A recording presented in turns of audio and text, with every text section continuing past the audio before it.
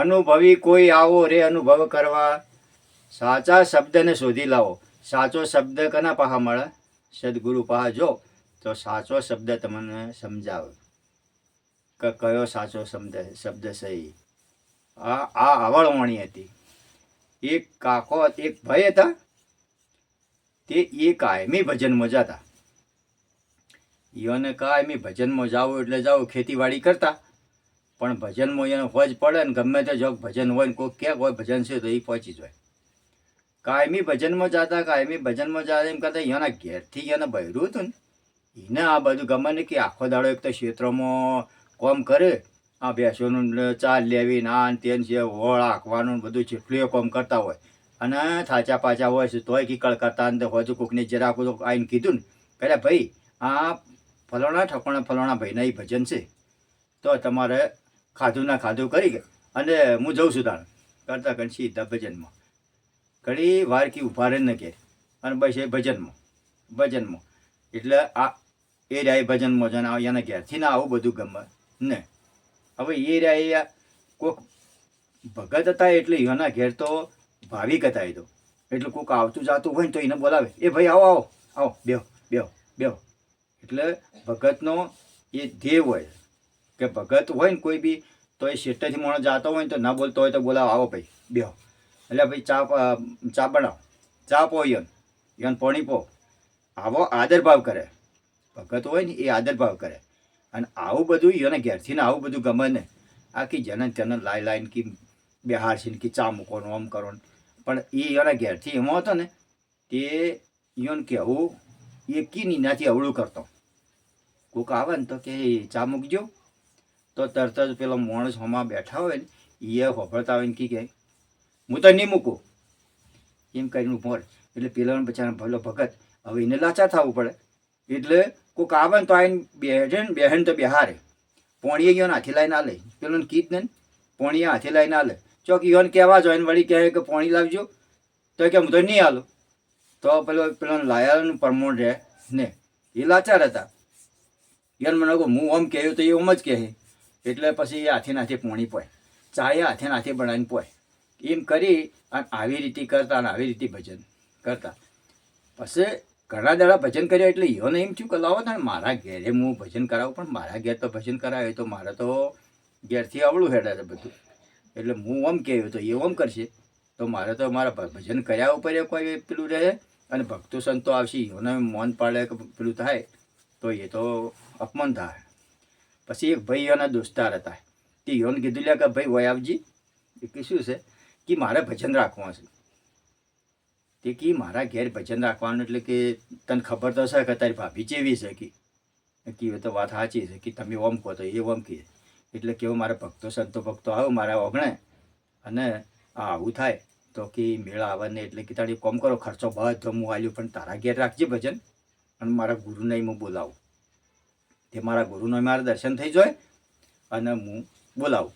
હા તે કે બોલાવો તાણે અને ખર્ચો કે બધો હું આલ્યો, તારે જે પૈસા કે હું આલું રાખે તારે જે લાવવું હોય એ લઈ દેજે. બધું ચા પાણીનું ખાવા પીવાનું બધું જે સંતો ભક્તો આવ્યું અને જમાડવાનું બધું ખર્ચો તો કરજે તું અને પૈસા હું તને આલું રાખ. પણ તારી ભાભીને ખબર ના પડે કે ના એને ખબર નહીં પડવા દે. એમ કરીને હોય એને તો ભજનનું આયોજન રાખ્યું. ભજનનું આયોજન રાશીને પેલા ભાઈના ઘેર બધું ભજનનું રાખ્યું.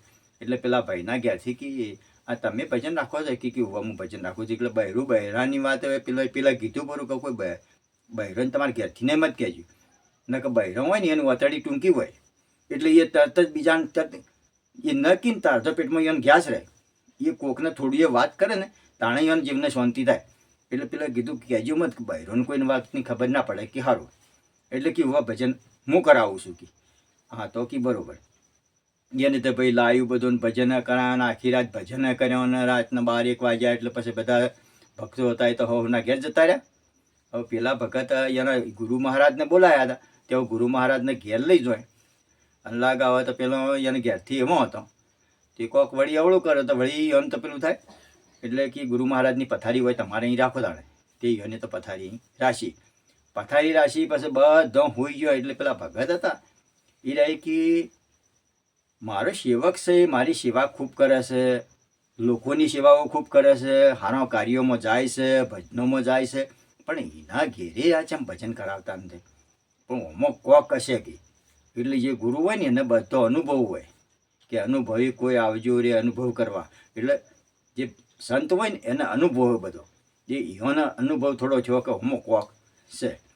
પછી એને કોઈ વાત ન કાઢી, પણ પેલા ભાઈને પછી વાત કરીને કીધું કે ભાઈ આ અમારા સેવક છે, એ મને એને ઘેરે લઈ જોઈ ખરા, પણ એ હાથે ને હાથે ચાએ બનાવે, પોણી એ ઊભા થઈને પોય, પણ એને ઘેરથી મને પોણી જ ન પોય કે ચાનું એ ખાલી આવો એટલું કી બસ, બીજું કોઈ કહેતા કોઈ ને. એટલે મને થોડું એવું લાગ્યું કે બાપુ જુઓ આ વાતમાં એવું છે, તમે કોઈ ન કહેજો મત, પણ આ ભાઈ છે એ લાચાર છે કે ચમ એને ઘેરથી કે આવું બધું મોને છે ખરા, પણ કે યોને બધું યોનો એ અવળું જ કી પેલા કીને કોઈ 2 જણા જ્યાં હોય તમારા જેવા અને કીધું હોય કે પોણી લોટો ભરીને લાવજો, તો કે હું તો નહીં લાવું. તત કઈને ઊભો રહે કે પેલા ભાઈને જેવું થાય, મરવા દાડો આવે કે એટલે કે વાત સાચી છે. એટલે કે આવું કરે છે કે એ કીને એમ નથી કરતો કે અવળું કરે છે. એટલે કે સારું તાણ હળો કીતાણ એમ કરીને એટલે એને ભગત હતા ને એ સંત હતા ને એને એક યુક્તિ સુજાડી, અને યુક્તિ એના પહાર આસી અને પાસે હવારમાં દાડો ઉજ્યો એટલે ચા પાણી કર્યા, અહીંયાના દોસ્તારના આવીને ચા પાણી કરીને કિલ્લો તાણ હવે હું અમારા ભગતને મળી અને હું આવું છું.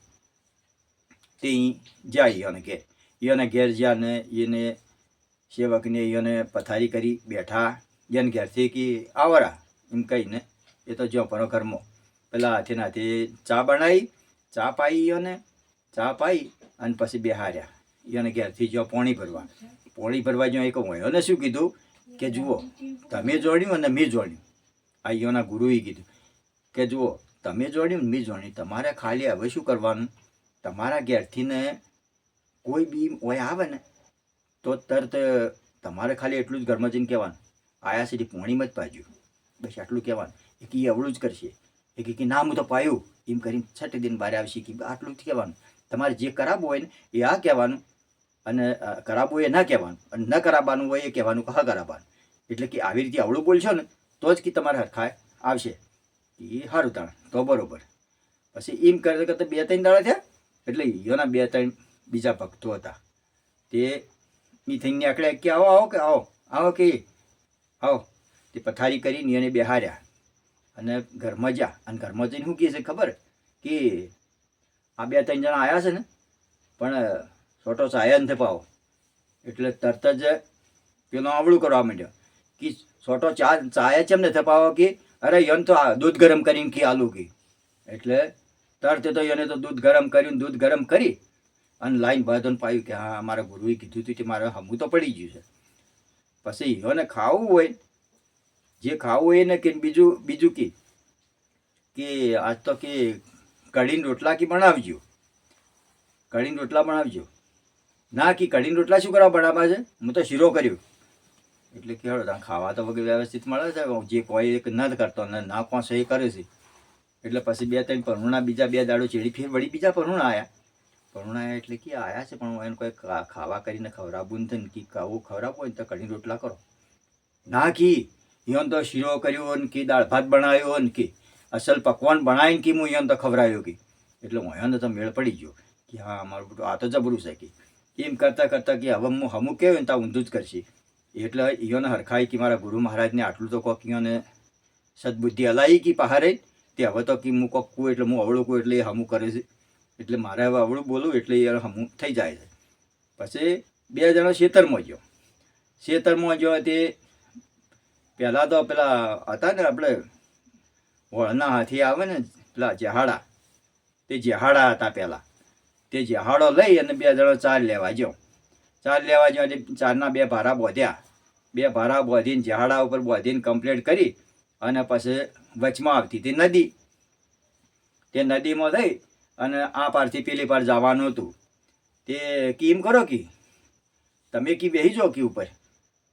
એટલે એને તો ઉપર બેઠો ને પેલા ભારા હતા કે વગર બરોબર વચ્ચે વચ્ચો એટલે કે બરોબર હાઈ રહેજો હો, ન કે પડી જાઓ કે બરોબર હાઈ રહેજો કે.